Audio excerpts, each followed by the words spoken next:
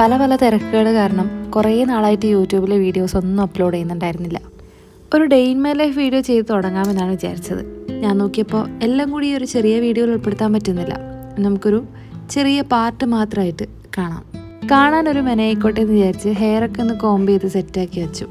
ഇപ്പോൾ ഇവിടെ winter season ആയതുകൊണ്ട് ഭയങ്കര ഡ്രൈനെസ് ആണ്. അതുകൊണ്ട് തന്നെ മോയ്സ്ചറൈസർ ഇല്ലാണ്ട് നടക്കില്ല. ഇതിപ്പോൾ ഹിമാലയൻ്റെ മോയ്സ്ചറൈസറാണ് ഞാൻ യൂസ് ചെയ്യുന്നത്. കുറച്ച് ഗ്രീസി ആണെങ്കിലും വിൻ്ററിൽ ഇതൊക്കെയാണ്. ഇതൊന്നുമല്ല കാര്യം. ഇന്നത്തെ പരിപാടി എന്ന് പറഞ്ഞെങ്കിൽ നെയിൽസ് സെറ്റ് ചെയ്യുക എന്നുള്ളതാണ്. ഇതിപ്പോൾ ഞാൻ തന്നെ UV ജെൽ നെയിൽ എക്സ്റ്റൻഷൻസ് പഠിച്ച് ചെയ്തതാണ് കേട്ടോ. ഇപ്പോൾ പഠിച്ച് വരുന്നതേ ഉള്ളൂ. ഞാൻ 2-3 പ്രാവശ്യം, ഇത് 3ാമത്തെ പ്രാവശ്യമാണ് ചെയ്യുന്നുള്ളത്. പണ്ട് തൊട്ടേ ഇങ്ങനെയുള്ള സ്കിൽസൊക്കെ പഠിച്ചെടുക്കുക എന്ന് പറയുന്നത് എനിക്ക് ഭയങ്കര ഇൻട്രസ്റ്റിംഗ് ആയിട്ടുള്ള കാര്യമാണ്. യൂട്യൂബിൽ കാണുന്ന കുറേ അധികം ട്യൂട്ടോറിയൽസ് നോക്കിയാണ് കുറച്ചെങ്കിലും പഠിച്ചെടുത്തത്. ഇതിൻ്റെ ടെക്നിക്സൊക്കെ കണ്ടുപഠിക്കാൻ പറ്റുമെങ്കിലും പ്രാക്ടീസ് ചെയ്ത് വരുമ്പോഴേ നമുക്ക് ബെറ്റർ ആക്കാൻ പറ്റുള്ളൂ. കഴിഞ്ഞ 2 പ്രാവശ്യം ചെയ്തതും നല്ല ഫ്ലോപ്പായിരുന്നു. ഞാൻ ജെല്ല് യൂസ് ചെയ്തപ്പോൾ അതിൻ്റെ ക്വാണ്ടിറ്റി കൂടിപ്പോയി, അതിൻ്റെ തിക്നെസ് കൂടി, ചിലതൊക്കെ തിക്നെസ് കുറഞ്ഞിട്ട് പൊട്ടിപ്പോകാൻ തുടങ്ങി. അപ്പോൾ അങ്ങനത്തെ കുറച്ച് ഇഷ്യൂസൊക്കെ ഉണ്ടായിരുന്നു. ഇതിപ്പോൾ 3ാമത്തെ പ്രാവശ്യം ചെയ്യുമ്പോൾ ഞാൻ കുറച്ചും കൂടി അത് ശ്രദ്ധിച്ചിട്ട് ചെയ്യാൻ തുടങ്ങി. അതുകൊണ്ട് ഇപ്രാവശ്യത്തെ കുറച്ചും കൂടി ഫിനിഷിംഗ് ഉണ്ട്. ഈ നെയിൽസ് വളർത്തിയത് നെയിൽ പോളിഷൊക്കെ ഇട്ട് കഴിഞ്ഞാലും ആ ഒരു വൃത്തി കാണാത്തതുകൊണ്ടാണ് മെനക്കെട്ടിരുന്നത് പഠിച്ചത്. ഞാൻ ചെയ്യുന്ന വീഡിയോസ് മിക്കതും ആർട്ട് ആൻഡ് ക്രാഫ്റ്റ് റിലേറ്റഡ് ആയതുകൊണ്ട് തന്നെ കൈ എല്ലാ വീഡിയോസിലും ഇൻക്ലൂഡഡ് ആയിരിക്കും. കൈ നീറ്റല്ലാതിരിക്കുന്ന സമയത്ത് വീഡിയോസിൻ്റെ ഭംഗി തന്നെ പോകുന്ന പോലെ തോന്നിയിട്ടുണ്ട്.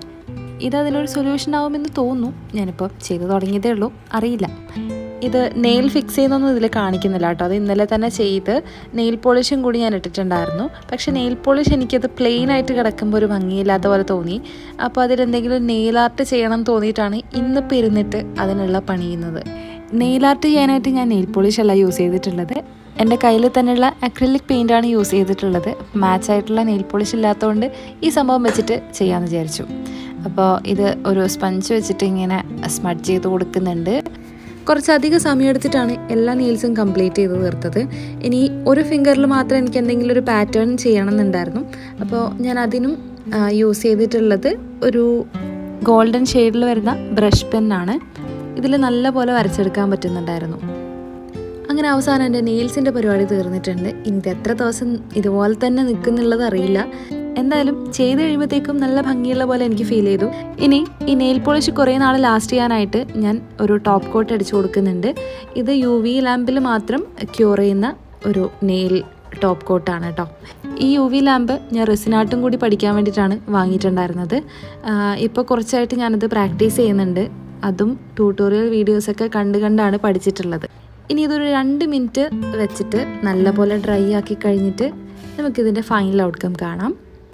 അങ്ങനെ ചെയ്തു വന്നപ്പോഴത്തേക്കും ഇങ്ങനെയാണ് ഫൈനൽ ഔട്ട്കം കിട്ടിയിട്ടുള്ളത്. എനിക്കെന്തായാലും ഭയങ്കര ഇഷ്ടമായി ചെയ്ത് കഴിഞ്ഞപ്പോഴത്തേക്കും.